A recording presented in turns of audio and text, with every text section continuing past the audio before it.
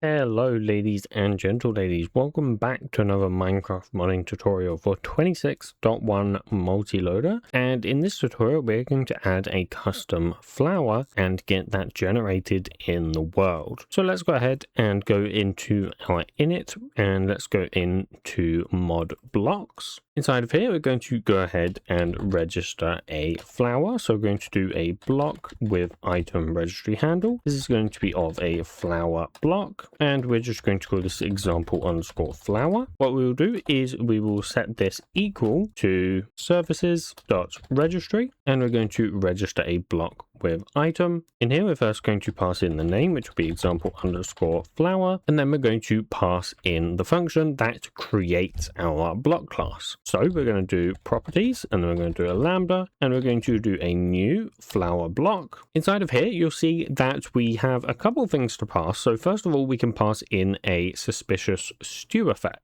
Now here you have a choice. As you can see, you can choose to do a singular effect with the amount of seconds, or you can choose to do a suspicious stew effects, in which case you can pass in a list of these effects. So you can just have a singular one like this, or you can create a new suspicious stew effects and then pass in a list. We, however, are just going to go with the first one since we only want to add a single effect. So what I'm going to choose is mob effects, and I'm going to go with Dolphin's Grace, but obviously choose whatever effect you want. You may even want a custom effect. Then you want to add the time in seconds. I'm just going to say this lasts for 4 seconds. Then finally, we want to pass in the properties. Now here on the properties, we want to do a couple of things. So first of all, we probably want to say that it has no collision. We also probably want to add Instabreak to this, since it's a flower, of course. We also probably want to add a sound, and typically we go with sound type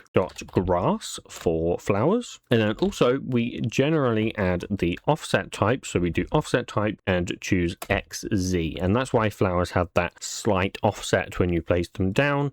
They're a little bit randomly placed. Then what we want to do is we also want to register the potted flower as well. So we're going to do a public static final registry handle, and this will be of type block, and we just want to call this potted underscore example underscore flower, and we want to set that equal to services dot registry, and we just want to register a normal block since obviously this isn't going to have its own item. This will take in the name, so we'll just call it potted example flower, and then we will do our usual lambda, so we'll do properties, and this time we'll do a new flower pot block. We'll first of all pass in our flower, so we're just going to do example flower dot get dot block dot get, and then we need to pass in the actual properties. So we're going to say properties, we're going to say dot instabreak, we're also going to say dot no occlusion, since this is a custom block model, it's just not a normal model, and that means we don't want it to be occluded with the other blocks around it, and we also want light to be able to pass through it. And then we also want a push reaction, and we just want to say push reaction dot destroy. The next thing to do is to go into our NeoForge Datagen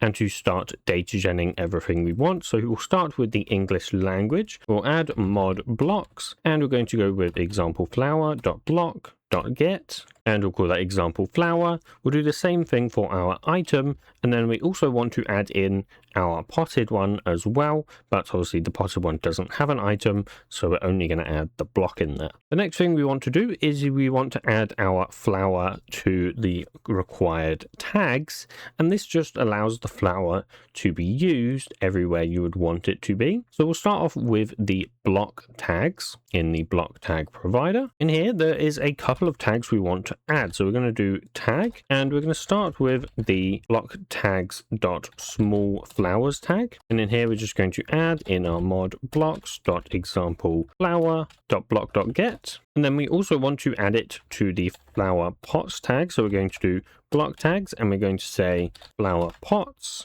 and we're going to add mod blocks dot example flower pot, so potted example flower dot block dot get, We also probably want to add our flower to the be attractive tag, and that just means that bees will be attracted to our tag. So we're going to do block tags, and we're going to say be attractive, and then we're just going to add, and we're going to add our flower. The next thing we want to go ahead and do is do the item tag. So let's come into our item tag provider. In here, we're going to do tag, and we're going to do item tags dot small flowers, and then we just want to add our small flower in here. So we want to say mod blocks dot example flower dot item dot get, and we're also going to add it to the bee food tag as well. So we're going to do bee food, and we're going to add, and we're going to add mod blocks dot example flower dot item dot get. The next thing we want to go ahead and do is going to be our model. So let's go into the model provider here. And what we want to do is we want to come below the block models here. We're going to do block models, and we're going to say create plant with default item. And we're going to pass in mod blocks.example flower.block.get. And then we're also going to pass in mod blocks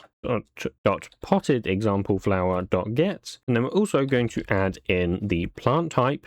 Now this one is going to not be tinted, so we're going to choose not tinted. We will cover tinted blocks in a future tutorial, but for now this is not going to be a tinted flower. Next we want to add the loot tables, so we're going to come into our loot table provider, and inside of here what we want to do is we want to say drop self, and we're going to pass in mod blocks dot example flower dot block dot get, and then we're also going to do drop potted contents, and we're going to do mod blocks dot potted example flower dot get. Now that is all of our normal data gen done, so that is basically the flower and the flower pot done. Let's quickly go into the game and test this. We need to run data first, but then we'll load into the game and we'll test it. All right, so here we are in the game. You can see our flowers are here. I've already placed them down, and you can see that our item is here. It works in the pot as well, and here we are in Fabric as well.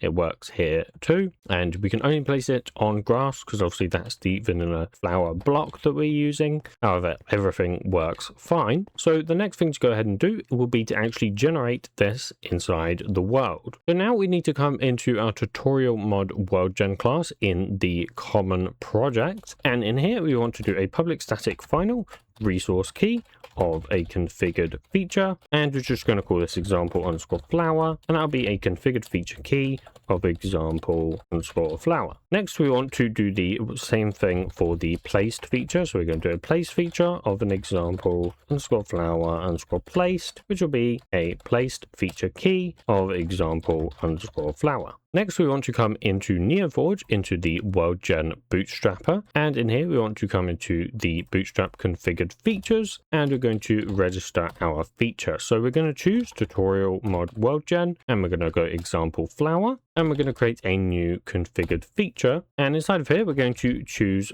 feature.simple block. Then we're going to provide a new simple block configuration. Now in this configuration we need to provide in the block state provider, and what this will do is this will be used to define what blocks can be used for this feature. So what we're going to do is we're just going to do a block state provider, and we're going to choose to do a simple one. So we're just going to say dot simple, and then we're just going to pass in mod blocks dot example underscore flower dot block dot get. Then we're going to come into our bootstrap placed features, and at the very bottom we're going to do context.register. We're going to pass in tutorial mod world gen, and we're going to choose the example flower placed. Then we're going to create a new placed feature. Inside of here we're going to first of all grab our configured feature from configuredFeatures.get or throw, and we're going to pass in the tutorial mod world gen .example flower. The next thing we're going to do is we're going to have a list of modifiers that our placed feature will use. So in here we're first of all going to add a rarity filter, and this will define the rarity that is used by our flower. So we're just going to say on average once every 32. So that basically means it's once every 32 blocks roughly. Then we have the in square placement, and we're going to add in spread. So we're going to want that one as well. The next one we want is placement utils dot height map. Then we want to add in a biome filter as well. So we want to say biome filter dot biome. Then we want to add in a count placement. So this is how many you should expect to see. You can choose to do an int provider here as well, but we're just going to use a normal, which is a constant one, and we're just going to add in maybe 64. And then finally we have a random offset, so we can choose a random offset placement, and we're going to choose an of triangle, and we're going to say between 6 and 2. Once again, this is one of those things that you just need to mess around with. You need to play around with these values, see what happens, and that is the best way to understand what they do. We also do actually want to add a predicate on the end, and that is basically to say that it can only spawn in air, so it can only basically replace air. So we're going to add a block predicate slash predicate filter dot for predicate slash predicates, and we're going to do block predicate dot, and we're just going to say only in air predicate. So I'm just briefly going to go through these and try and explain them once again. So the rarity filter here is basically saying how often this feature is attempted per chunk. So this will be tried 32 times per chunk, roughly. Next, we have the in square placement dot spread. What this means is that it will attempt to spread this across the chunk rather than say clump it in one corner of the chunk or something like that. Next, we have the placement utils dot height map, and this basically means that it will move the placement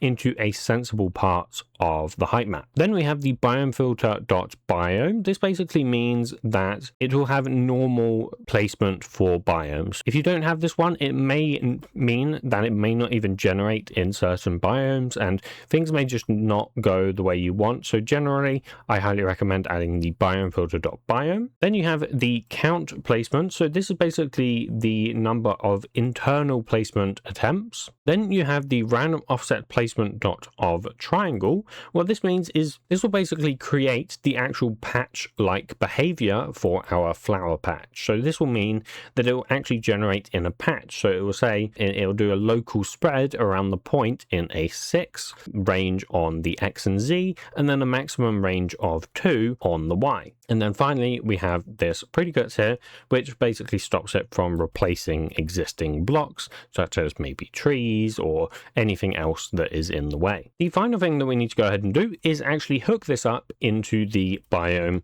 generation. So we need to come, first of all, into Fabric. Let's go into our Fabric world gen, and let's do biome modifications, and we're going to add a feature. We're going to say biome selectors, and here you can choose the biomes that you want. Now, I've been through this with the entity spawning and the orgen, so I'm not going to go over this again, but I'm just going to choose found in overworld. Then we want to have the generation step. So for this one, we just want vegetal decoration. So we're going to choose generation step dot decoration, and we're going to go vegetal decoration. And then finally, we just want to select our actual placed feature. So we're going to go tutorial mod world gen and go example flower placed. Now we just need to repeat this for NeoForge. So we're going to go into our NeoForge tutorial mod world gen provider, and inside of here we're going to want to add, first of all, the biome modifier key. We'll do a private static final, and this will be a resource key of type biome modifier, and we'll just call this example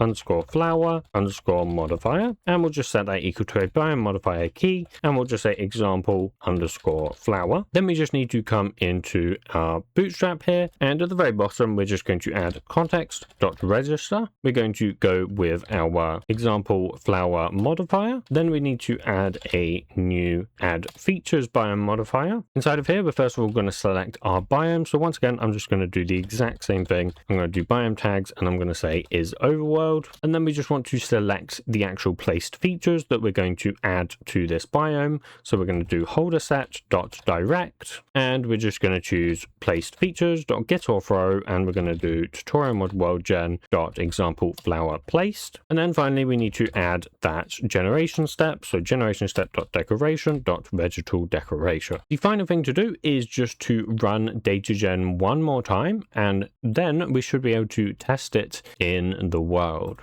Right, so here we are. Let's go ahead and create a brand new world so that we can test this with some new chunks. And hopefully we should be able to find our flower fairly quickly since we made it pretty common. So we have actually spawned in a plains biome in NeoForge. So let's test NeoForge first. Let's fly around a little bit and see if we can find our flower. It shouldn't be too hard to find, hopefully. So we're just going to fly around for a little bit. I might have just seen some. Yeah, there you go. So that is our example flower generating in NeoForge. Oh, there's some more down here as well. Okay, so that is working in NeoForge then. So now let's go into Fabric and hopefully we should be able to find some here. Now they should spawn, as we said, in any biome. So actually there is some right there, even though this isn't a plains biome. We just said that they should be in the overworld, so anywhere they can spawn, basically on grass or dirt, then they will spawn. So hopefully we should find some more, I'm hoping, not just that singular patch, but obviously they will be harder to find in a biome like this.